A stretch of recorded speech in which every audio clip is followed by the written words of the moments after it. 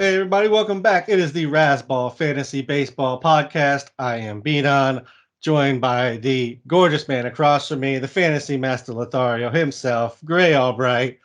Hey Gray, how's it going, man? Oh man, I'm just I am floating on Jordan Walker enthusiasm. I'm just like I'm above the clouds right now, man, and I'm just like looking down and I'm just seeing beauty everywhere. just love, just love. I'm just like it's like I have a cartoon heart and it's beating out a giant red heart just beating out of my chest. It's just beautiful. Did you happen to get him while you were in Vegas for your main event draft? Yeah. Yeah. So we just got back from Vegas. Donkey Teeth, myself, and Rudy. Unfortunately, beat on you weren't able to make it, but maybe next year. Everyone who's listening is invited next year. yeah, I I own Vegas now. No, anyway, everyone's invited to Vegas any weekend they want to go because it's free country. Hey, free country. so anyway, on Friday I left for Vegas. I'll set up the story a little bit. So my flight was like at 9:30 in the morning. So at like 8 in the morning. I say obviously. Oh, by the way, obviously we're done with the rankings, so I can talk nonsense for a little bit. So at like so the flight's at 9:30. So at like 7 o'clock in the morning, I'm like, we had shabu. I don't know if people are familiar with shabu, but we had shabu the night before, a hot pot, right? So we had a hot pot. Well, 7 a.m. in the morning, I had a hot pot again. so to speak, and I overflowed my bathroom toilet, and I was like, but then I was like, oh my god, I gotta get in the Uber. I'm so sorry. I'm so sorry, Cougs. I gotta get going, and uh, and then but I'm like, oh man, my stomach again. I was like, I gotta use your bathroom. I'm sorry. so then I went into her bathroom and clogged up her bathroom too. So Gray, you're supposed to flush as you go. That's the general rule here. so and then and so I'm like, I'm so sorry, but I have to leave. I have a flight to catch. so so I left her with two toilets backed up, and then I get a text from her saying that they're starting to overflow and into her into her shower. so so into her shower is overflowing sewage. And I'm in the Uber on the way to Vegas. So bye bye, Googs. How do you still have a house to come back to? How are you not locked out of your own house right now, Gray? How did Yeah, that happen? I know. How lucky did I get? So anyway, at the main, so I'll cut to the chase. So the main event. So Donkey and I shared a team. It's a $1,700 entry, something like that. I think it's a $1,700 entry. I honestly I don't know. I have to pay Donkey still.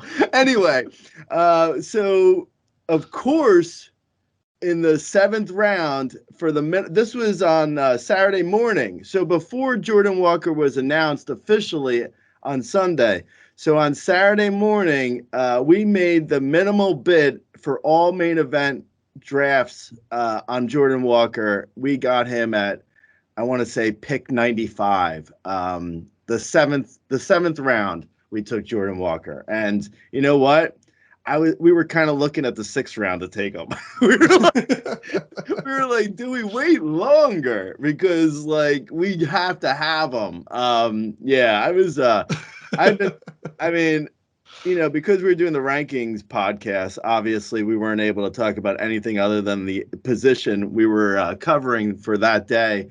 But I mean, you, we all know. I mean, I've been driving that Jordan Walker bus, man. I'm like, I'm on it. I am like, let's go, man. He honestly, like, he looks uh, like a pool holes 20. Like he's like a man. He's like a man in a 20-year-old body. Like he looks like he could hit 35 homers this year, steal 15 bags. I was hit 260. I was saying on the site that he reminded me of a young Giancarlo Stanton. Yeah, dude, I love Jordan Walker, man. I'm like crazy about him. I hope he can hit what should we call it, like inside pitches and breaking stuff. Like there's some concern that he could get exploited by major league pitching, but with like the more balanced schedule, pitchers will be facing him less. He just needs like one fastball per game, and dude can rake, man. Oh my god, I'm so pumped that we got Jordan Walker. But yeah, other other parts of the main. I don't know if you do you care about my main? I don't know. Yeah, I think the people listening care. I mean, I may not care, but I think the people listening care. Oh, okay. Yeah, so I can go like the main was like we went into it with a strategy of like we wanted to like we had the seventh pick. It's a snake draft. For people who don't know, it's a 15 team league. So it's like it's sort of like the draft champions leagues that we do at Rasball with NFBC, but it's there's only 30 rounds versus 50, and there is it's 15 team, and there's waivers. So there's fab. So anyway, so we had a strategy in place where we're like we had team 7. So we were either going Tucker or Otani. Was more or less the was probably going to happen. Like obviously guys drop in drafts and you never know exactly what's going to happen if you're at pick 7, but the assumption was we'd get Tucker or Otani. And I really wanted Otani. So, and I knew who was drafting the spot in front of us was Jenny Butler at Team 6. So I said to her the night before, I was like, "Do you know yet who you're drafting?" And she's like, "I just took Otani today, so I'm taking Tucker at pick 6." So we were like, "Okay, great." So we're getting Otani, which was totally fine, and we drafted Otani, which also gives us the flexibility because in these drafts, for people who aren't familiar, these drafts pitching gets really pushed up. Like it's like, for instance, in one draft, not our draft, but in one draft, someone took Kevin Gausman before Juan Soto in the 3rd round. Juan Soto fell to the 3rd round in the draft, and Kevin Gausman got drafted before him. So that gives you an idea of how much pitching gets pushed up. I personally don't really, push up pitching just because everyone else is doing it. But obviously, it's like that's a main event thing. So with Otani, though, at pick 7, we have the flexibility of being like if we need pitching, we can put Otani in as a pitcher, and if we need hitting, we can put Otani in as a hitter. So we're really happy with Otani. And he gives us the flexibility where even if pitchers fly off the board, it's fine. Like we don't have to push it necessarily. So we took Otani at 7, and then at pick 22, because pitching is so pushed up, we were able to get Yordan Alvarez in the 2nd round at pick 22, which is like, I mean, for people who read, Rasball and know my rankings, I have Yordan at 7. I basically got 2 top 7 guys in a 15 team league at pick 7. Like that's insane. Like if Otani, I know like obviously there's Yordan concerns with the hand. I mean, I get it obviously, but I love Yordan. I mean, I think he's going to be fine. He was fine last year. Like, there's no reason why suddenly he's not going to be fine. So anyway, I'll go through it real fast. We got Otani in the 1st round, Yordan in the 2nd. Christian Javier was our first pitcher. Trust me, all the pitchers were off the board. So it sounds crazy to have Christian Javier in the 3rd round, and it is a little crazy, but I mean, I'm not going to count them right now, but Dylan Cease was off the board to give people an idea. Like pitchers were off the board. There was closers off the board. Josh Hader was off the board. I mean, all pitchers were off the board. So we took Christian Javier in the 3rd. as our first quote unquote pitcher, even though we have Ohtani. Then in the fourth round, because we're team sexy, we took O'Neal Cruz. Kind of love him. Then we turned that around and took Yu Darvish. Then Camilo Duvall. Then Jordan Walker. Hello. Lance Lynn. Stephen Kwan. Kude Senga. Ryan Mountcastle. Grayson Rodriguez. Yoshida. Heaney. CJ Abrams. Brandon Donovan. Carlos Carrasco. I'll leave it at that. That's up to pick 17. But as you can see, we drafted every single Asian. we were so influenced by the Japan's win at the WBC. We are leading in, man. We are like, you know what? I fell asleep watching Team Japan in the WBC, and I woke up with this drafted main event team. Who knows, man? You know what? I think you're rubbing off on me, B-Don. That's where I was going to go with it. I was like, DT is my football podcast co-host. You're my baseball co-host. So, like, I feel like I have some influence in here as well. But Japan's victory was a great WBC. Yeah. So, I like the team. I mean, I don't know. You can comment and say, "Wow, that sounds terrible," but the pitching, like I said already with Ohtani, but Christian Javier, Yu Darvish, Duvall, Lance Lynn, Senga, Grayson, Heaney, Carrasco as like, and then Sean Manaea. So before round 20, we had a ton of pitching, man. I mean, this is the most pitching I think I've had in any draft this year.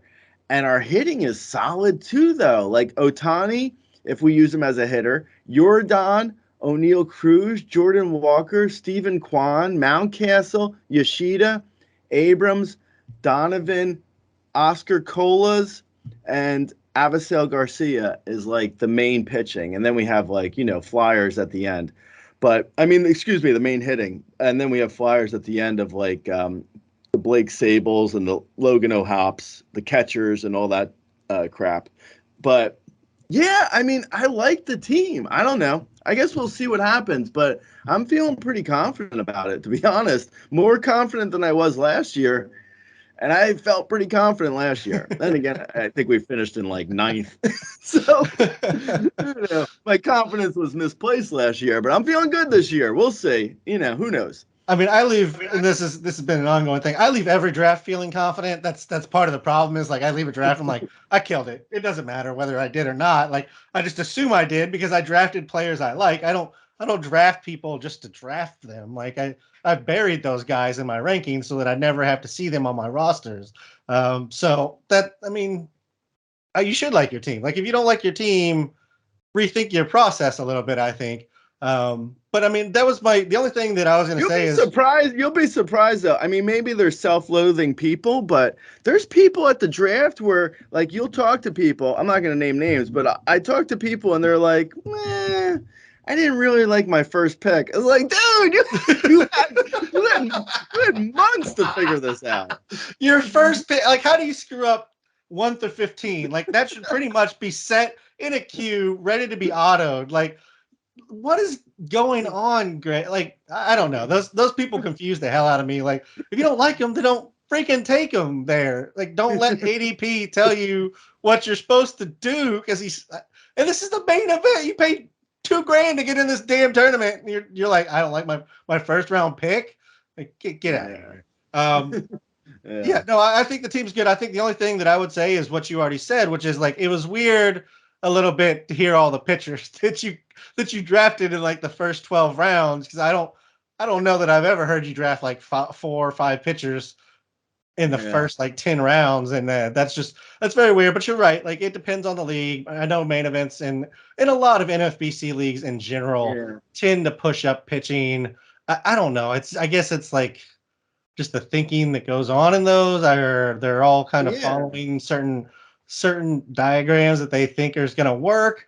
No, totally. We had we had eight starters plus Duvall by the second break, which is pick 20, and we had more pitching than even Rudy at that point. Like we took so much pitching. Like I just felt like we really had to lock down pitching, and then I liked our hitting up front. Like you can like and that's not counting Otani. Otani's a hitter for us, barring weird things. Mhm. But we had Otani, Jordan, and O'Neal Cruz as three of our top four picks, and still ended up with that much pitching. So it was like we really backloaded. Like we took pitching. Like after O'Neal Cruz, like we took a lot of pitching. Like Yeah. there was people drafting many more hitters than us, like in those other rounds. But we were, I don't know, man. Also,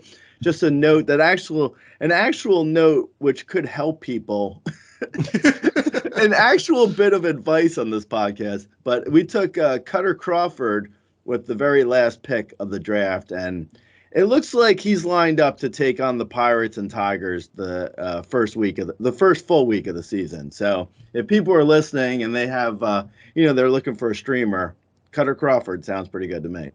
All right, yeah, that's good. That's good information to give on the back end of that. I would say I had my first RCL draft. I guess it's my RCL draft. I was the only one of the Razzball writers in it.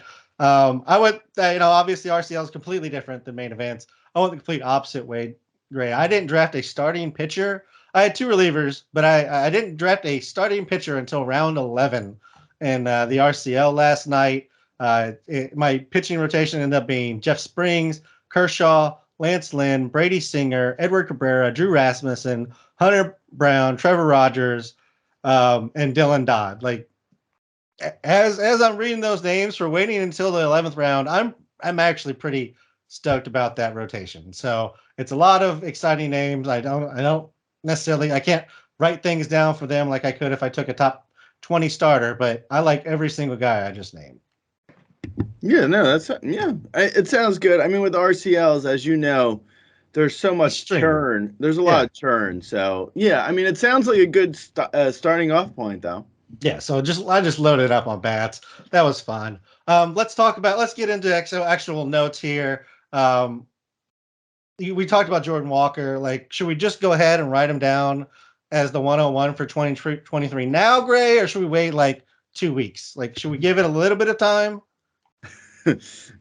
Yeah. What are your expectations for Jordan Walker? Let's just get into it. I mean, I kind of said it during the main event segment that I feel like he's like a rookie Giancarlo. Like he could be, like I don't think he's necessarily like I mean, at worst he feels like a 20 homer, 7 steal, 240 hitter, like at worst, like, and that's, I mean, obviously that's not great. I mean, I'll be honest, that's not a great line, but the upside, I think the upside is possibly as good as anyone. Like I was saying on the website that like him, Corbin Carroll, and Gunnar Henderson, they feel like 1A, 1B, 1C of like the prospects for this year.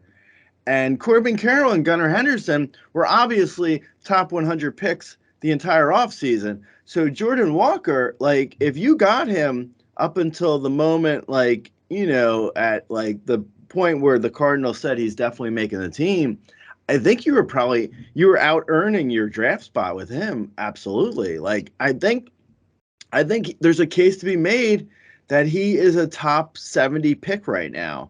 I got him, like we said, we got him at like 90 something in the main event. I could see him going as low. I think I re-ranked him. I think I re-ranked him around like 88. So I think he's probably close, like in drafts still happening. I think he's probably going to be closer to like Gunnar Henderson in ADP versus Corbin Carroll, because Corbin Carroll's like his main attribute is speed, and you can't stop speed, assuming he's healthy. Like he's going to steal 30 plus bags very easily. It's just a matter of what he does on the power side, Corbin Carroll. But Jordan Walker, he needs to hit in order to have value, and I think he will do it. I think he could, like, we could see possible like 12 homer months from Jordan Walker this year. Like, it's possible. Like, they face the Pirates and they face enough like bad pitching. I wouldn't be shocked if Jordan Walker hits, anywhere from 27 to 32 homers and steals 12 plus bags and hits 255 plus. I mean, it's on the table as like realistic expectations, I think. Like, I don't think I'm being that crazy with those numbers. And that's top 50 overall type numbers. So yeah, I'm really excited, man. I really am. I think there could be really some like excellent value from Jordan Walker. The Cardinals have a lot. I shouldn't say, actually, I said the worst possible scenario. That's the worst possible scenario, I think, if he plays.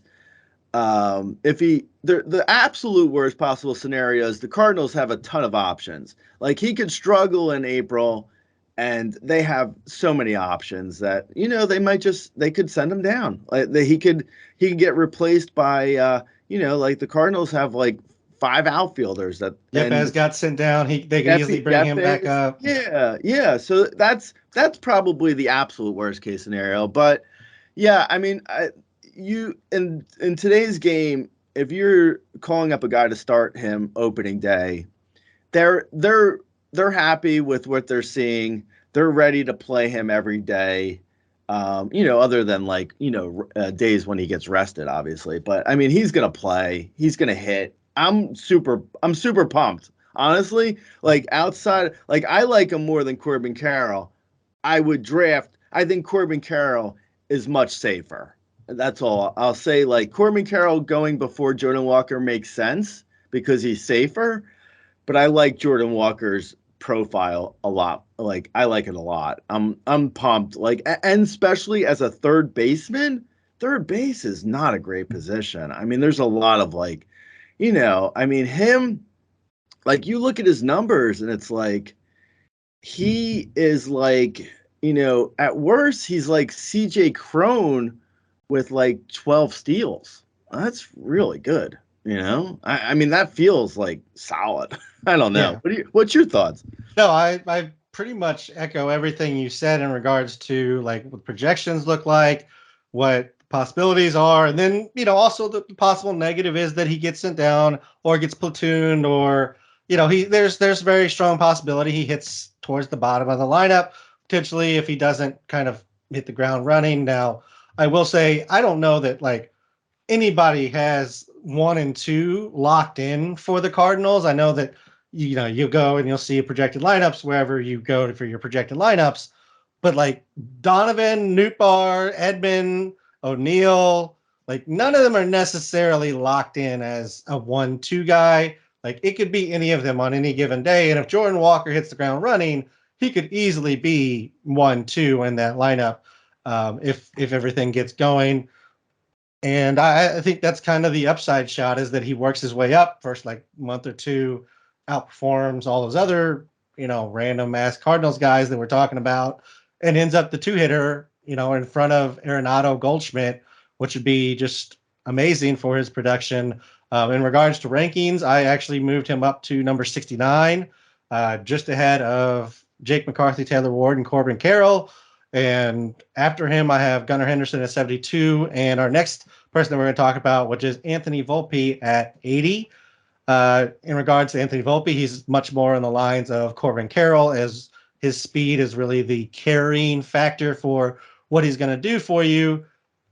They said it couldn't happen. They said he wasn't on the 80. He wasn't on the 40 man. The Yankees have options. They haven't been playing rookie. Well, Anthony Volpe's here. He got the call up. He's starting up in the majors. He went 18 and 44 last year in the minors in Double A. That's absolutely absurd from a stolen base perspective. Again, it's another scenario where he's going to start at the bottom of the lineup, but I don't think the Yankees actually have a leadoff hitter yet. So he could work his way up there if he shows he has the tools. Yeah, this is this one actually caught me by surprise because I think there was like I was told, well, I wasn't told. I mean, I knew that he wasn't on the 40 man, but I was told that that was the reason why he wasn't going to break camp. So that kind of cooled me a little bit. Like, I trust. I have to. You have to trust other people because you can't stay on top of everything, and prospects especially. Like I lean on other people for prospects. So I was told that Volpe wasn't going to break camp. No one knows what's going to happen. I mean, he had a huge spring. I don't blame other people. It's like, that's just the way it goes sometimes. So I was surprised by the Volpe one. I was totally like I was taken aback. I didn't think he was going to break camp because that's what I was told, and I sort of I leaned into that, and I never really drafted Volpe, unfortunately. But looking at him, the weird thing is, so there was also like I didn't draft him too because like I also lean on the War Room in drafts, and the War Room still like Jordan Walker. Once he started getting playing time, the War Room started warming up to Jordan Walker. But even if Rudy like fudged the numbers and gave Anthony Volpe like opening day, like breaking camp and opening day projections, his projections still weren't like amazing. Like you look at like he and in 140 games he has like 14 homers, 21 steals, 230 average is what the projections are saying. That's awful. I mean not awful, but it's like that's not great. Like that's not top 100 numbers. That's like, that's worse than say Therio Estrada or whatever. Like, so, a middleman who's going like around 140 overall. Like that's a little bit worse than that, especially worse on average. So, it was hard for me to get like even if I put aside the fact I was being told Volpe wasn't going to break camp, even if I put that aside, when I looked at the numbers, I was never really that excited for him. So I was like, I mean, I didn't. So I never got in on him. So I now looking at him, I mean, obviously I would draft him now, but even when I re-ranked him, I put him like I think 120 something overall. So he's still out of the top 100 for me. I gave him the benefit of the doubt on average. I bumped him up like higher than projections are saying. So even if you give him like a 250 average, and you give him like 15 homer power because Yankee Stadium's good, and he hit like you mentioned his minor league numbers, so he's got some power and it's developing, so it could get better. So even if you say like 15 to 17 homers, he's got good speed. So 15 to 17 homers, 25 to 30 steals, assuming the Yankees let him run, which I mean, I guess they would. I don't see why not. So, 25 to 30 steals, 250 average. That's good. That's real. I mean, that's a solid MI. Like, that's a really, like, that probably gets him in the top, like, 80 overall at the end of the year if he's able to hit 15 homers, steal 25 bags, and hit 250 even at the bottom of the Yankees lineup. And like you said, they don't really have a number. They don't have a leadoff hitter in that lineup. Like, I saw some projected lineup saying Gleyber Torres, which doesn't really make any sense, to be honest. And, hitting Judge leadoff is just bad form. I mean, it's dumb. I mean, that's kind of dumb, so I don't know. I don't know who's going to hit leadoff for them, and it's really late in the game to be saying that. But it could be Volpe. I wouldn't be shocked by it. And if he does hit at the top of the lineup and hits 15 homers, steals 30 bags, and hits 250, he's going to be that's like a top 40 overall player on the player radar. Like that, like the runs alone of that'll push him to like near 95 plus runs and get in the Yankees lineup. That probably gets him 55 to 65 RBIs, even as a leadoff guy. That's assuming everyday playing time. Yeah, I mean that it's a hard case to make that he's not a top 50 overall guy at the end of the year if that is the trajectory his season takes. I'm not in on him personally, but I would draft him now. I like him. I just unfortunately I'm too late to the game to get him. Yeah, I'm in on him. I have him in a few leagues. And I mean, I think maybe the only thing that holds me back is I just generally tend to build speed up pretty quickly in my drafts. So by the time I would need or be drafting Volpe, a lot of times I'm like over my projected stolen base number already. Don't really need him. So it's really kind of like, do I want to take the value pick or do I take something I actually need in the draft? But I have no problem taking him there. You mentioned kind of the upside is, 30, even 30 plus stolen bases 15-ish, maybe even 20 home runs. If everything kind of clicks right now, that may not happen. I don't know if the power is going to carry over quite the way that I hope it does, but he's looked good in spring. He's hit 3 home runs, 5 stolen bases. He's hitting over 300 here in spring, which is a small sample size. And, a lot of guys trying to get playing time and all of that. But like at the end of the year, he could give you something very similar like what we got from Cedric Mullins last year, which was a top 30 player. Right. Yeah. So, yeah. I mean, Cedric Mullins may not be that far off from what we're looking at. Yeah. That's what I was saying. Like the best case scenario is that's a good comp actually. Best case scenario for him is Cedric Mullins.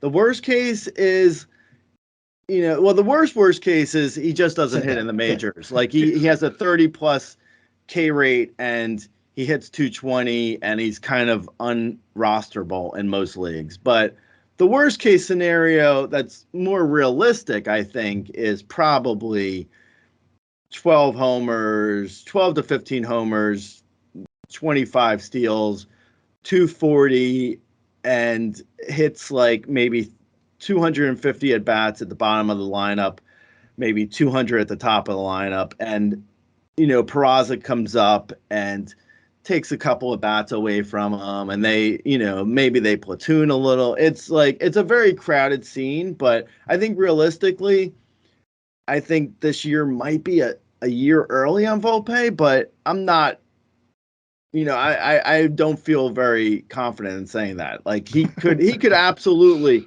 be the AL Rookie of the Year and have an amazing year for sure. Yeah, I mean, there's definitely, as you mentioned, there's a little bit more risk, I think, on Volpe than we were talking about. Like that's why Corbin Carroll is still the top ranked of all these guys we've talked about because he generally just carries the least amount of risk. His hit tool is the best. He's not going to strike out as much as these other guys, at least in our minds right now. So that's kind of why he sits at the top of them. And again, his position has been very set this whole draft season. We knew he was going to make the team. We know he's likely sitting at the top of the lineup unless things go absolutely wrong. And so that's why they're ranked as they are. Now, another guy we got the word on that he's coming up or he's staying up, I guess, is Oscar Colas. I'm not gonna lie. I kind of expected the White Sox to screw this up. Although the more we got, the later we got in the spring, it became more obvious he was going to kind of make the team.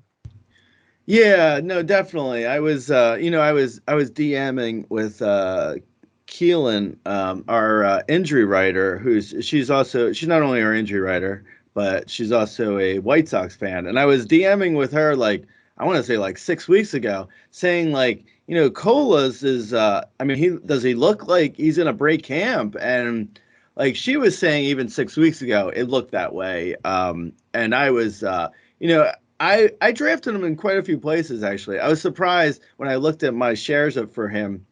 I was in on him pretty early. But he's also, like, I do think, like, he's a lower upside guy than, Walker and Volpe. Mm-hmm. Like, we're not talking about the same level type, prospect. I also think it didn't hurt for him. Because why I was in on him, I think I re-ranked him even on Razzball like 3 weeks ago. I moved him up in the outfield ranks because he's an import from from Cuba, so he was getting paid already. So he's an international free agent, so he was already getting paid.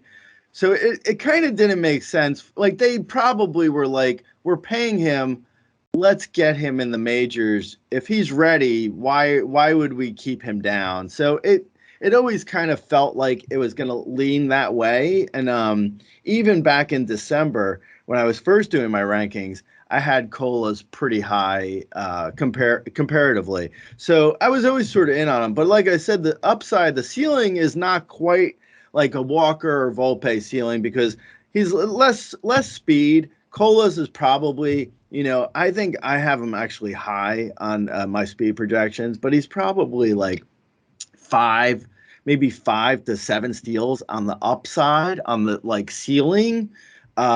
He's got solid power. Like he could hit 25 homers and maybe like, he's he's the prototypical Cuban player where it's like they swing at everything. So I mean he could maybe get in trouble with strikeouts, but they tend, he tends to like hit pretty well for in the like lower minors. At least his K rate wasn't completely insane, so I think he could hit 240 250 potentially. So 25 homers, say realistically 3 to 5 steals, 25 homers, 5 steals, 240 ish average. That's not bad. I mean, it's for considering he's basically free right now off of waivers in most people's leagues, most shallower leagues, and in deeper leagues he was going, like, we drafted him in the main, I forget now, and I closed the window, but I think we drafted him at like 22nd round, so that's like after 300 overall, which is basically a free pick. So yeah, I'm a fan. I like him a lot, actually. I just don't, just keep expectations in check. Yeah, I agree. I think that's pretty much the expectation that I have. I've moved him up to around 150 overall in my rankings, kind of behind the Verdugo, Nemo, Lars Nootbaar grouping. I think that's kind of where he fits in. Like those guys kind of bring a little more security in where they're hitting. Verdugo, Nemo, especially, and the Nootbaar brings, he's kind of the same upside. I think with we're looking at with Colas, but we've actually seen Nootbaar up in the majors. So that's kind of where I think he belongs, at least within my rankings. I did get him in a few places, but again, it was more late in the draft season as it became a little bit more clear he was going to get his shot.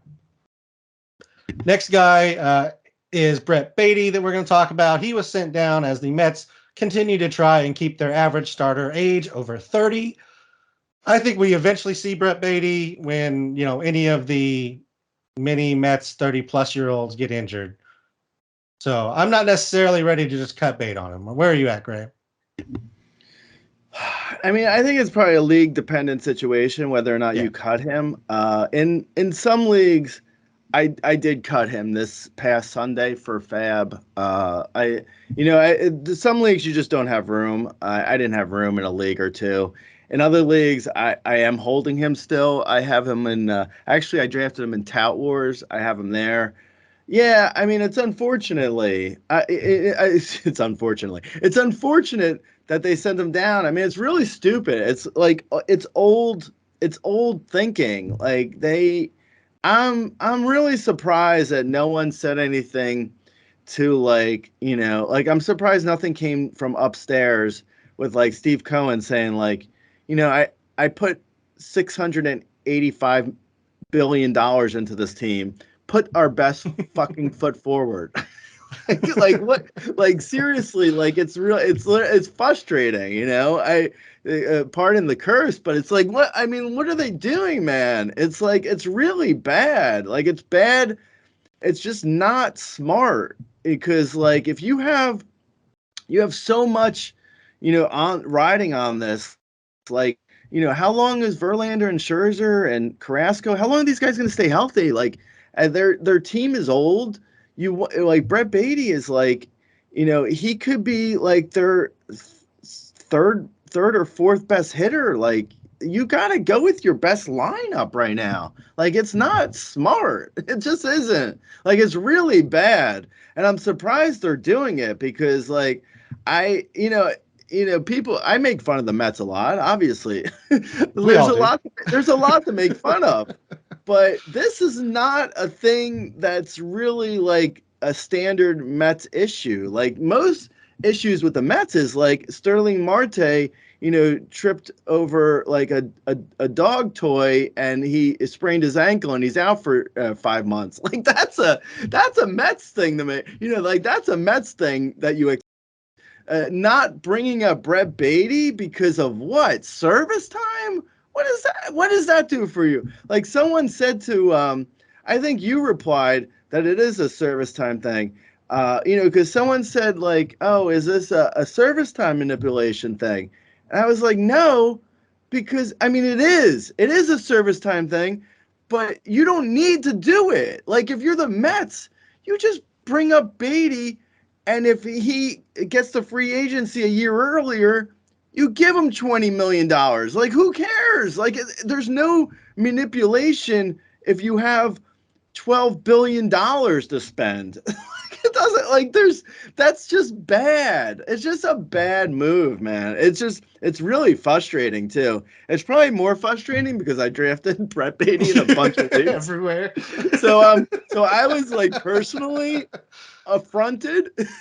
So, like, because it's a personal thing, it annoyed me even more. But I mean, he could hit right now in the majors. He could basically be better than what we were saying with Oscar Colas. I mean, he could hit for a better average. He could hit 27 homers and hit 260 like in the majors right now, which is better than Eduardo Escobar. Like, Rudy keeps going on about, like, well, they have Escobar. What? It's like, who cares if they have Escobar? Make Escobar a bench bat. They have so much money there that there's no reason to play Escobar. I understand he could be as good as Escobar, but his upside is better than Escobar. And Escobar is not good. Anyway, it's frustrating, man. Yeah, I mean, when you can get Eduardo Escobar and Daniel Vogelbach and Luis Guillermo and Tim LaCastro at bats, Gray, I mean, you got to do it and bury your lead prospect. That's definitely has to happen, and apparently in New York. I guess it's like maybe the Mets don't think he's going to finish like top 3 in the Rookie of the Year voting because it's like it's a little top heavy on the NL side with I'm gonna push back Corbin on that. and Walker and like I'm gonna push Senga. back on that. I'm gonna push back on that because, like, they don't need to finish top 3. They don't need the extra draft picks. No, they don't. This is not the Pirates we're talking about. Like, they don't need to manipulate service time. They don't need the draft picks. They can just go out and buy people at this point, and they have done that. So if you're buying Scherzer, Verlander, Sterling Marte, Lindor, if you're buying all these guys who have like a certain window to win, you gotta go for it now, man. Like 2 years. You got like a year and a half. Go. Like, yes, that's what you got with the team they have. Like, Marte's 34, Lindor's 29 and a half. Alonso, who used to be the young guy, is 28. Like, everybody else on the roster is 31 or older. You got 2 38-year-old pitchers, 38, 40-year-old pitchers, a 36-year-old pitcher. Like, they signed this 30-year-old pitcher from Japan. Like, this is the time. I'm with you. Let's go ahead and get off of the Mets because we can sit here all day and just drag them down. Actually, I guess we're not getting off the Mets. Edwin Diaz, he's down with a patellar tendon. They're still kind of waiting to see where the final say is, but he's done. It looks like it's one of David Robertson or Adam Ottavino. A lot of fab runs are going to happen before we start on Thursday. What are you putting as, like, Robertson's out there in your league? What are you putting percentage wise on him if you need saves, Gray? Oh wow. Well, Robertson's probably around like Alexis Diaz, maybe Clay Holmes even. I think it's Robertson 95, Altavino 5 is how I mean, anything could happen with closers are fickle. So Robertson could like get injured or just be ineffective. So I mean that's possible, but Ottavino is definitely the eighth inning man. Robertson's the ninth inning man. So it depends on how badly you need a closer, but Robertson to me could step in and get, what you thought you were getting from, like I said, like Clay Holmes or anyone in sort of that like 110 overall range of closer. Robertson could be there. So yeah, if you need saves, I would trade for Robertson. I'd draft him if people are still drafting at this point. I would grab him anywhere that I need saves. I think Fab has run already in most of my leagues, and Robertson went for like he went as high as like 400 out of 1,000, which to me it feels high. I mean, it's like that's a lot because like closers will appear out of nowhere during the season, so you don't have to chase anyone for 400 out of 1,000. Like and if obviously if it's $100, that's $40 out of 100. That's a lot. I don't know. I wouldn't have went that high, even if I owned Edwin Diaz, which I never would have owned. Oh, and by the way, Edwin Diaz and Raciel Iglesias. I mean, people won't remember this, in 2 weeks, let alone next year. But all the people that were pushing up closers and were like, oh, you have to take a closer in the top 3 rounds. Like, oh, okay. Can I take Edwin Diaz or Raciel Iglesias? Which one should I take? Oh, that didn't work out. oh, oops. I mean, it's like this every year. I mean, this is not a new phenomenon. People are drafting Josh Hader like he didn't have a 12 plus ERA last year in the second half. Like it's you know what? Closers make people do daffy things, man. I don't get it. I honestly, I don't understand it. But Edwin Diaz, I guess since I mentioned him too, AJ Minter is the fill-in for Raciel Iglesias. And on Iglesias's point, I'll say this: like they're saying it's not bad, and he'll be throwing again in a week or whatever. But it's a shoulder injury, so he throws again in a week. So let's just put it this way: he throws again in a week. This is best case scenario, by the way. Throws again in a week. He has to then go to minor league games and get work in. That takes at least a week. This is with no setbacks, by the way. So he's at least end of April is when we're going to see him. So he's going to be out like so he's going to miss like probably, and then who knows when the Braves will have their first save chance after he returns. And then what if it reoccurs? We'll say it won't reoccur in the best case scenario, but in the best case scenario, he's still missing a month. I mean, realistically, he's missing a month. So, and then if any setbacks along the way, AJ Minter is going to be the closer until the All-Star break. I'm not saying he will, but any setbacks, Raciel, because as soon as you have a setback with your shoulder as a pitcher, that means he can't throw again for another week. So then he has to ramp up again.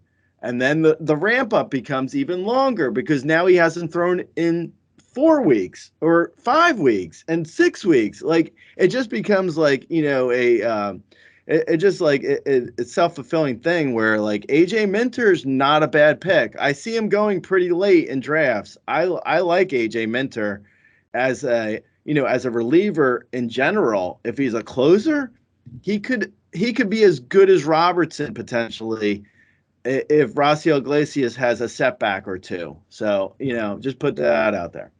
Yeah, and I guess in regards to the Fab, since I brought it up, for Robertson, I'm actually perfectly fine. If you need saves, I'm fine spending 30 or 40%. I tend to ignore saves in drafts. I'm one of those people that will spend the money in Fab early to take these shots on these guys. My thinking being Robertson, you're right, closers come along all season. But if Robertson or Minter is the guy, I've now obtained a top 15 closer for Fab. I didn't have to do any trades. I didn't have to do anything. It happened in Fab. I grabbed them. I'm fine doing it, especially in $0 Fab leagues. Now, if you have to spend money to pick up players, that's a little bit different. I think if you're not in a need position, though, it's like a 20%, I think, on Robertson. I'd say like 20 to 25% on Robertson, and For then for for a Minter, oh, sorry, not to interrupt, but for just an example of it, excuse me, I didn't draft. I bid $12 out of 100 for Robertson, and the person who had Edwin Diaz bid 17, and they got him, which is, I think that feels about right. 17 out of 100, so 100 and a little bit over, like 170 if it's 1,000. And I bid like 120 or 12.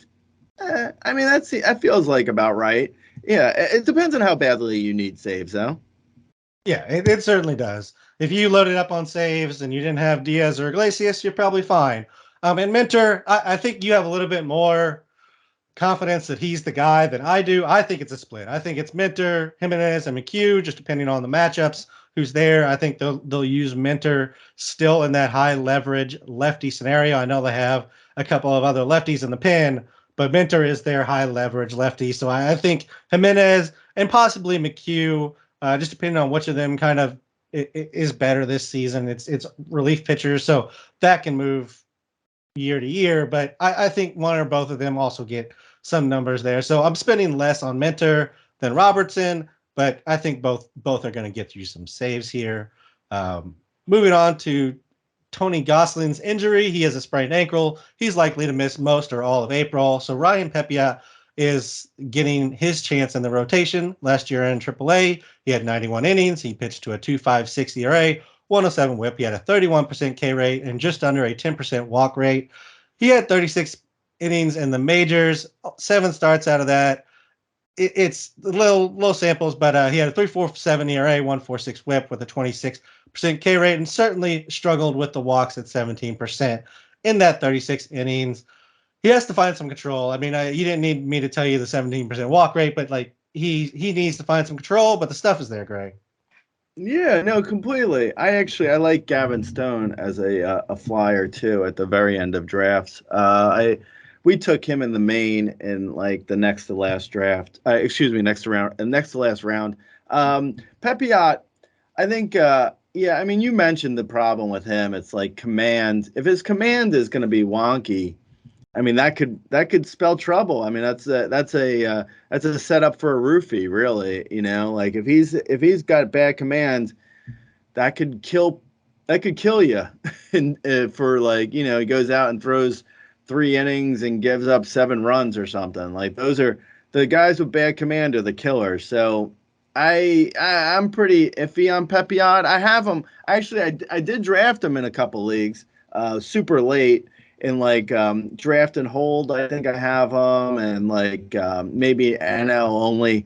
Like so, I do have Pepiot. I have shares of Pepiot, so I would give him a shot in deeper leagues, but in a shallower league, I wouldn't mess with Pepiot at this point. I mean, the Dodgers do turn turds into pixie dust or whatever. Is that a phrase? I don't know if that's a I don't think phrase, that's but one. they do. Yeah, that might not be a phrase, but they do really like turn fifth starters into like aces. So I mean, there might be something there, but right now I would tread lightly. Yeah, I agree. It's kind of like a flyer. I'm not starting him his first time out. Like actually, I don't know what their schedule is, but I'm just more than likely not starting him his first time out, even if it's against a good opponent. Just because if he puts up like 6 walks and blows up your whip, it's just a terrible number to start looking at your season with. But definitely somebody to pick up and wait and see on. Next up is Ryan Nelson, who was named the 5th starter in Arizona. He did struggle in AAA last year, but that's also Reno in the PCL. The PCL is basically a full league of Great American ballparks like Cincinnati, and Reno is basically the Coors Field in that scenario, so it's the worst of the worst of them. But he's shown K potential in the minors. He works with a 95 plus mile an hour fastball. He's got a slider and a curve, and then like a show me changeup. Are you more interested in Ryan Nelson than Ryan Pepiot? Uh, hmm, Twisting the arm. I think I'm more interested in Pepiot just because I like the Dodgers. Dodgers. Yeah, just like the Dodgers thing. But yeah, I mean, I actually have Nelson in a couple leagues, also NL only or deeper, like draft and hold leagues. But Pepiot seems like he has more strikeout potential than Nelson, who's even in AAA, his strikeouts were a little bit suppressed. But like you said, PCL, so it's hard to say exactly. He supposedly has good stuff, so there is that. I was kind of hoping for Dre Jamison, to be honest, but yeah, I mean it's fine either way. It's just a flyer. It's a deep league flyer, a shallower league, maybe a streamer, but I would wait to see something first. Like he could become a hot pickup, like a week or two into the season if he looks good in his first start. But right now, yeah, I feel kind of like even less enthusiastic about him than I do about Pepiot. All right, that's fair enough. I think I'm with you in regards to like Pepiot is with the Dodgers, which gives him just the Dodgers voodoo magic. But if we're just looking at straight up skill sets, I think I like Nelson more. I think they've both shown 30% K potential in the minors, and I just like the pitch mix a little bit more with Nelson, and he finds over the plate a little bit more often than we've seen from Pepiot so far. So don't think I'm starting either in the short term, but I think both are fine speculative pickups to see if they stick and to see if they can command their plus stuff. Moving on to the Yankees rotation, only Nestor and Cole remain from what we thought it would be at the start of the season or maybe at the end of last season. So Clark Schmidt, Domingo Herman are getting their shot. Where are your interest levels for those two compared to the Nelson Pepiot tier? Let's see. I like, I mean, so my bigger problem with the Yankees rotation, and this is more of a long term problem. I do Rodon, like pitcher injuries are scary in general, and I've backed off of Rodon because he was injured. But it does sound like he's feeling better, his arm, and he's throwing already. So I do think Clark Schmidt, Herman is probably safer, but Clark Schmidt I think is going to get potentially bumped from the rotation at some point. Maybe not immediately. The Yankees have a ton of injuries to their pitchers. So it's like Garrett Cole and hope and pray they don't have to. Then hope pray for rain. Garrett Cole and pray for rain. I think they have like Johnny Brito in their lineup in their rotation right now. I don't even know. I don't honestly know what a Johnny Brito is, to be honest. I just remember like Yankees fans in like December saying how they had the best rotation in baseball. Now it's like, and here comes Johnny Brito. Welcome to Yankees baseball. Yeah, I mean Clark Schmidt. I like Clark Schmidt and Domingo Herman. I think Herman's probably safer for innings, and I think Clark Schmidt has a little bit more upside. But I don't really like Clark Schmidt hasn't really started that many games. So like in the past, like a while now, like almost like 4 years, like he doesn't have that many innings to throw, I don't think. And I think they probably want him as a long man out of the pen. So I don't think they're going to wear him out. Like, I think Clark Schmidt may get like, I would put his under at like 7 starts this year. Like, I just don't think he's going to start that much. Domingo Herman, I think, could start a decent amount. Let's say Domingo Herman has like maybe 15 to 17 starts in his arm, I think. And then, it also depends on like what goes on with their, their whatchamacallits, their injured pitchers. Like, Rodon, like I said, Rodon seems like he could come back like fairly soon. Like, I don't think he's like, it sounds like best possible scenario if you drafted Rodon. Like, it sounds like he could potentially be back, maybe within, April, like third week of April, maybe if you're lucky. Maybe end of April, in that area, possibly. Like, Um, and I don't know, like the I think probably Herman is like Herman in my rankings. I think I have Herman around like Justin Steele, which is like end of the top 80 starters. Like the last, like the fifth to sixth starter on like a 12-team mixed league. Herman is, and Clark Schmidt I think is like a like a seventh or eighth starter in a deeper league. That's sort of my take on those guys. All right. I think I'm going in a different direction than you are. I think I have Clark Schmidt at the top of if we're talking about Schmidt, Herman, Nelson, Pepiot, of those four. I have Clark Schmidt, uh, his control is also not amazing, but I think he has probably the better control of the three youngsters that we've talked about. I think his numbers are solid. I'd say I'm giving him a little bit more upside for innings. I think he could get to 120, 130, just because I don't think the Yankees rotation really ever gets fully healthy this season. I mean, we're not really going to get Frankie Montas back. We're not getting Luis Gil back. Severino should come back in a month and a half. Rodon, you already mentioned. I think Severino might even be back before Rodon. Honestly, I don't think Severino is going to be out that long. I don't know. I mean, I hear what you're saying. Yeah, it might be it's just a different opinion. I don't dislike either of them. I just feel like Schmidt is not long for the rotation, but Yeah, yeah, that's maybe. fair. I guess I'm thinking I want my innings now. I'll figure out what happens when Schmidt goes down at Yeah, that that's point, fair. rather than rolling out Domingo Herman and his I don't know, high threes, 4 ERA for the whole season with low Ks. Schmidt brings the K upside versus Herman.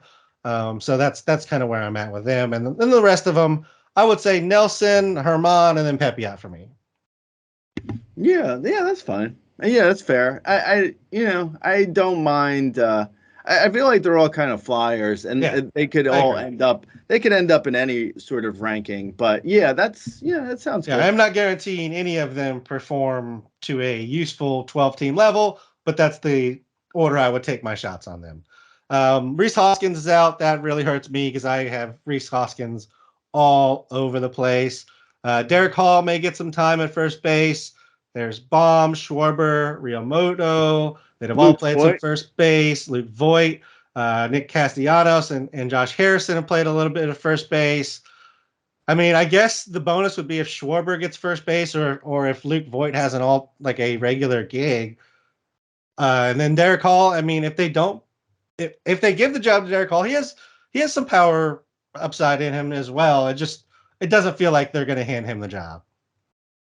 No, and like I said, Fab ran for me in some leagues, and people went really crazy with the Derek Hall pick. I don't know, man. I mean, maybe I could be wrong. I just feel like he feels like a poor man's Luke Voigt, if that makes sense.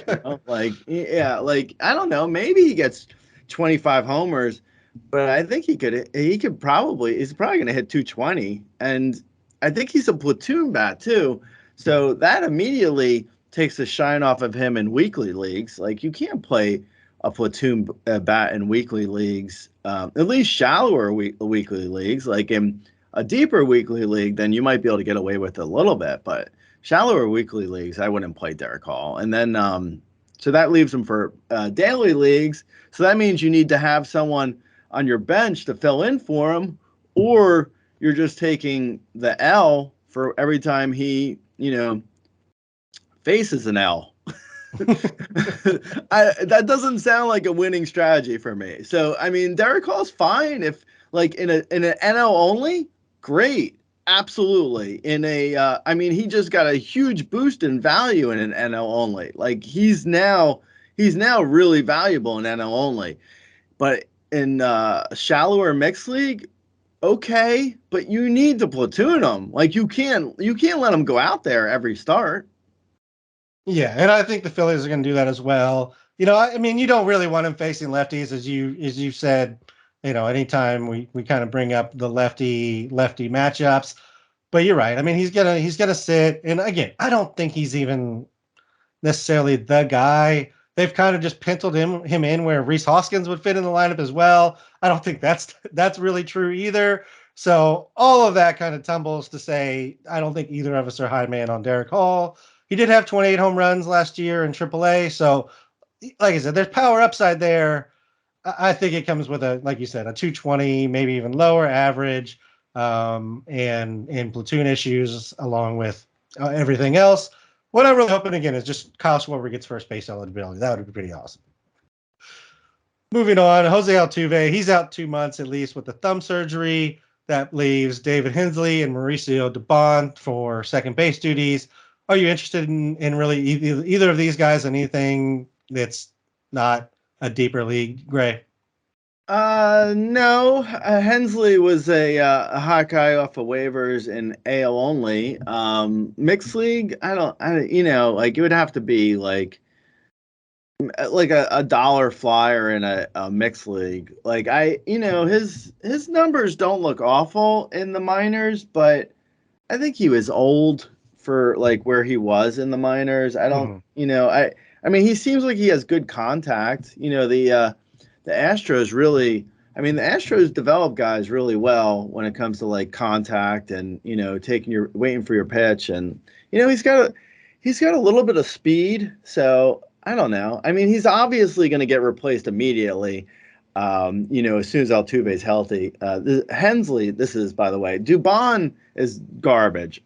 Dubon's nothing. I mean, they're saying that they're going to be a platoon of some sort, but I wouldn't mess with Dubon unless it's like an AL only and you throw $1 at Dubon to see if he gets at bats. But Hensley, I think, is the guy. And he could be okay for a very deep league, like, maybe 3 homers, 12 steals, 250 average for in 2 months, which isn't, that's not great for mixed leagues, but in an AL only, it's okay. Yeah, AL only deep leagues. I think that you're right. That's Hensley. He takes a shot there. AL only, like deep AL only for Dubon. Like that's pretty much the only place. Jorge Polanco is going to miss some time with completely normal knee soreness, Greg. Completely normal knee soreness. Completely normal knee soreness that he's had since July of last year. What? Who's to say, man? At any point, during a 6-month baseball season, this could just magically heal and it will never hurt him again, right? And then you can have Jorge Polanco back. Yay! Yeah, that's totally gonna happen. I think like Nick Gordon is not. I mean, he's not exciting, but like he got a boost in value because of Polanco. I think maybe Kyle Farmer, possibly. Another guy who has almost exactly the same thing, which is Alex Kirilloff. Same team, and he's had a wrist problem since like 2018. Like it's not getting better. I mean, it's sad. It's unfortunate for him, but I think Kirilloff, because of this, I'm kind of like crazy excited for Trevor Larnach. So for people who aren't familiar, he's got huge power, Trevor Larnach, and he is probably the starter for them now in the outfield with Kirilloff out. And I mean, Larnach hit. I don't know the park it is, but in spring training, he hit the ball not only out of the field, he hit the ball out of the stadium. Like that's the kind of power he has. Like he has, I think, 5 homers in spring training. Like he is impressing everyone right now in spring training, and he's got like 70 grade power. Like I actually put in a fab bid for Larnach in all of my NFBC leagues. I grabbed him in our main event. We grabbed him for like $17 out of 1,000. If Larnach hits in April, he's going to be like a guy who's going to break out and people are going to be bidding like nuts for him. Like he is honestly, I feel like Larnach might be the number one like pickup right now for power in like mixed leagues potentially. Like it depends on how shallow your league is. Like obviously, if a Jordan Walker is available, then he's a better pickup, or a Volpe. There's definitely caveats, but Larnach for a deeper mixed league, like a 15-team mixed league, Larnach could be a 25 plus homer hitter, and Kirilloff is never getting healthy. So I like Larnach. He might, he's a lefty, so he's going to probably get platooned out. But like you mentioned before, you don't want lefties facing lefties anyway. So that's its own situation. But yeah, Larnach and Nick Gordon for the Twins for Polanco and Kirilloff. Yeah, I mean, I've always loved Kirilloff. I will hold out hope for as long as he's around that he's going to get it together and be the player I thought he was. In regards to Larnach, I think again. I think you're right that it's a good spec pickup. He does have just amazing power when he hits the ball. I will say he's going to be a 26-year-old that has struggled through the minors pretty much his whole career to this point. But sometimes it just clicks for these guys and they figure it out. So I don't mind the shot on him. Would you rather have Larnach or Derek Hall? I'm guessing you're going to say Larnach. Larnach, yeah, because I think the Phillies have more options than Hall, and I don't think the Twins have as many options. There is going to be the platoon for both of them. Like they're neither of them are going to face lefties, which like you mentioned is good in a lot of ways. Like you don't want them facing lefties, so there's going to be like that issue. They're actually not that dissimilar of players, except like in most leagues, Hall went for like 150 out of $1,000 of fab, and Larnach, I could have got him for $2 out of 1,000. Like no one was bidding on Larnach. No one cares about Larnach, and everyone cares about Derek Hall. And I think that's an inefficient market. Like the Larnach's the same as Hall. Like I'm not necessarily saying Larnach is like necessarily the best player in baseball, but he is extremely cheap right now to get in waivers or drafts, and he's basically a 25 homer, 230 hitter at least on the 25 homers. Like he has power. Yeah, I agree he has power. I don't know about the at least part of your equation because I don't know if he hits that many balls in play necessarily. I will say on the Larnach Hall thing, like Larnach has had pedigree since he was drafted, but like the last few years in AAA, Double A, he's been like a 33% K guy. So I'm just like the track record is there. The Larnach is just a huge swing and miss power bat. Like you're getting Miguel Sano 2.0 type of guy. Derek Hall really hasn't been a 30% K guy other than his time last year in the majors, which was part-time in 42 games. So that's my separator. That's why I would go with Hall over Larnach. But I get what you're saying. They're not so far apart that you should be spending 30% of your budget on Hall and ignoring Larnach completely. Yeah, that's fair. Moving on, Vaughn Grissom got sent down. I bring this up only to complain and whine about it because he's on like every single one of my rosters. I don't really have anything because Orlando Arcia and Jair Adrianza are really only NL only plays, so we're really not going after them for anything. But screw the Braves and their treatment of Vaughn Grissom, Gray. Yeah, that was really disappointing. At this point, you could put in our entire second base podcast. cut in our second base podcast where we talked about Vaughn Grissom for an hour. Yeah, I mean, things happen.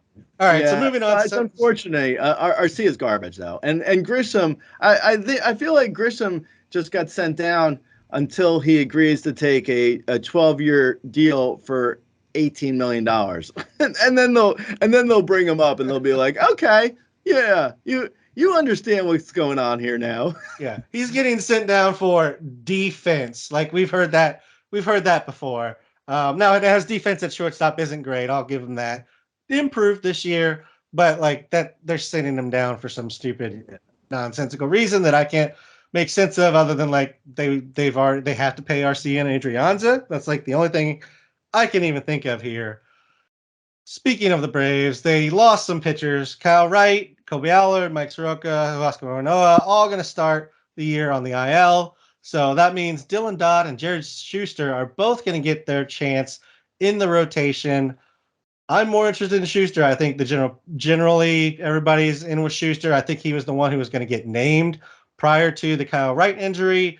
But Dylan Dodd is not uninteresting in himself, Gray. Where are you at on these guys versus like that group we were talking about with the Herman, Nelson, Pepiot, Clark Schmidt group?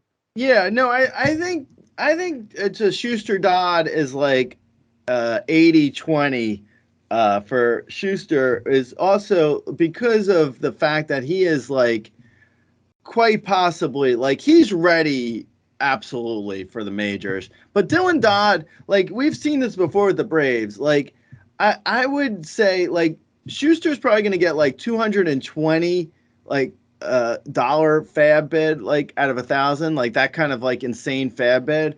And Dylan Dodd will go for like $25. Like it'll be like a huge discrepancy between, you know, how much is going to go for Schuster instead of Dodd. And I really think that like I wouldn't be surprised if like the Braves have a situation where like they're not like absolutely 100% going Schuster over Dodd. Like if they get like 2 starts apiece in the majors in April and Dodd looks better, Dodd could be the man. Like we've seen this before with the Braves. Like they're not totally like tied to one guy versus the other. Like this is still, I think, a somewhat open competition.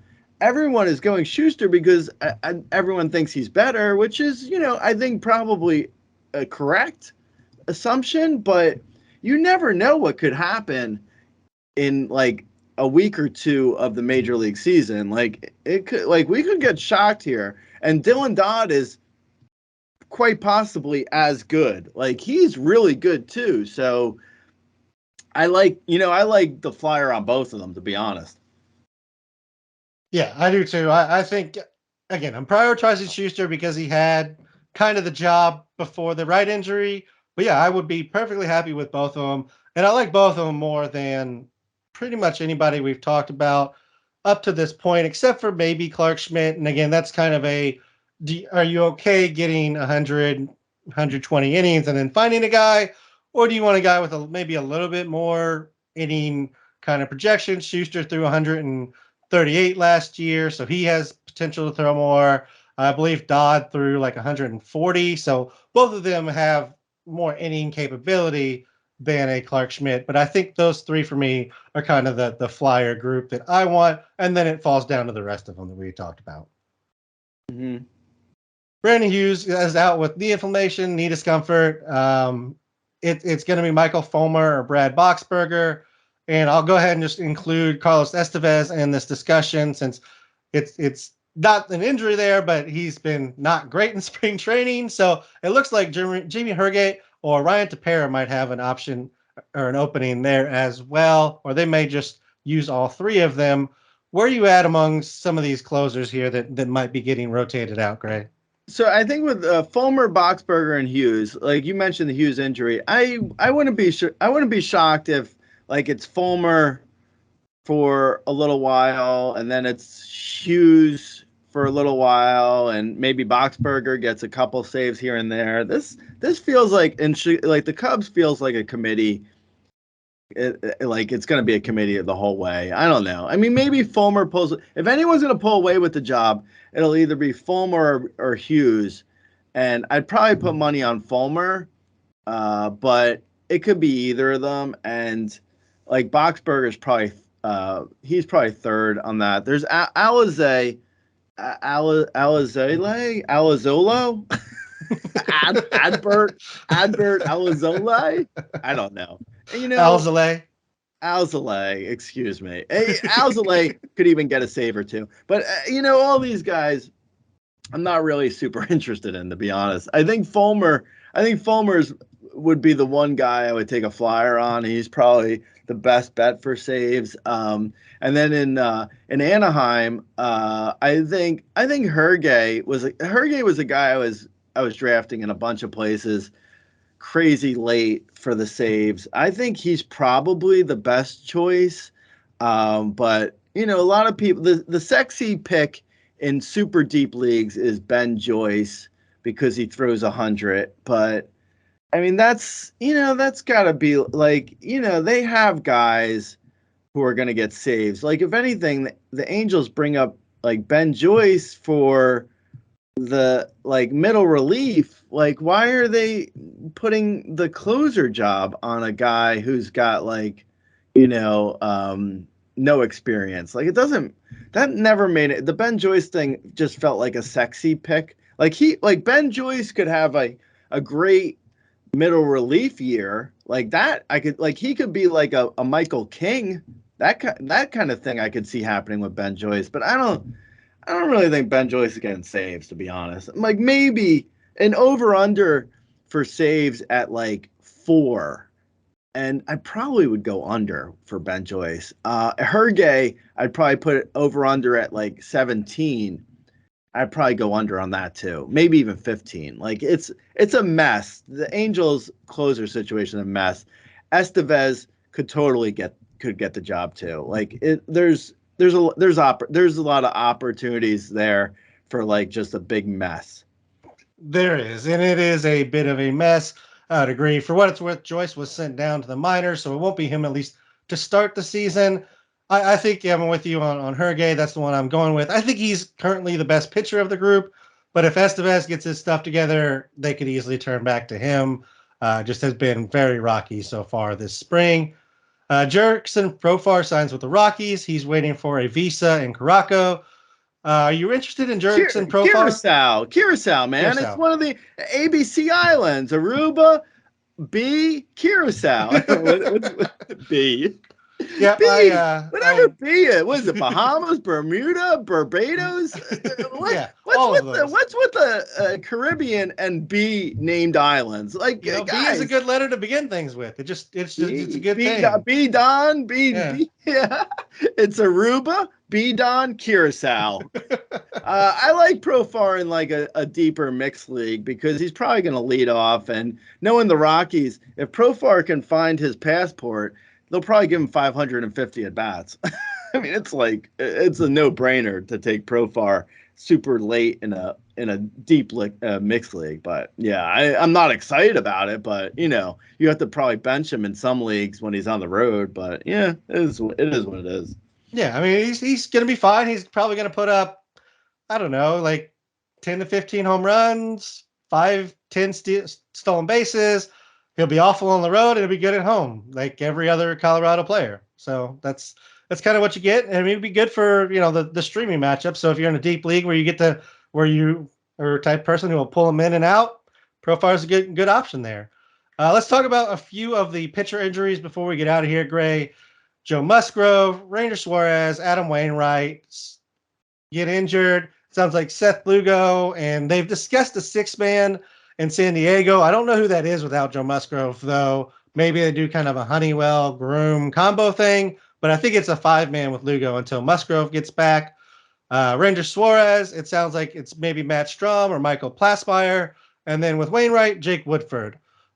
Are you interested in Lugo, Strom, Woodford, Plasmeyer, Honeywell Groom, anybody? No. No, not at all. They're all kind of the same. Like, it's kind of funny that like Groom, Woodford, Strom, they're all kind of like their profiles are real similar. At least Groom and Woodford, like not a ton of Ks, I don't think. And yeah, I don't know. I'm not interested in any of them, so we can move on. Yeah, I mean Woodford is literally just NL only, and I mean you kind of got to be a little bit desperate for NL only for pitching. Maybe Lugo. I could see Lugo being the one from this list that has some some value. He's had back-to-back seasons where he's been in the pen and been putting up good numbers. But if he can carry some of that success over to the starting Oh yeah, rotation, maybe there's some totally. interest there. No, yeah, no, completely. Yeah, I was saying Woodford, Strom, and Strong, Groom. yeah. Yeah, I was saying those three are useless. Lugo, yeah, no, Lugo is kind of interesting, and he probably stays in the rotation for 115 innings. So yeah, and he's always had good numbers. And Lugo's actually a sneaky pick. He could be pretty valuable. Yeah, I like that call, and I think the innings number is right because I think he's kind of their six man, their injury replacement guy, long reliever. Like I think he kind of fills all sorts of roles for them through the season, and I think he'll give you solid numbers regardless of kind of the role that he's in. Strom used to be a prospect, and maybe there's still something there. I'd take a shot on him over Woodford, but I really don't. I don't think there's a whole lot there unless you are in the deepest of leagues.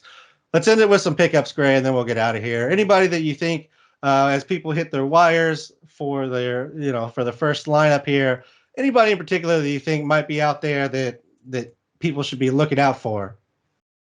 Well, I mentioned Trevor Larnach. I mentioned a lot of these guys before, but there's Trevor Larnach, Pepiot, Yeah, we might have Profar. covered pretty much all the main ones. I think. Yeah, yeah. All right. Well, let me try and think of some names we haven't covered. So Blake Sable, Giants catcher eligibility, but he's probably going to play some outfield because Haniger and what's his face, Conforto. Well, Haniger is actually hurt, and Conforto will be hurt. So Blake Sable is a catcher eligible guy who's probably going to get a bunch of at bats.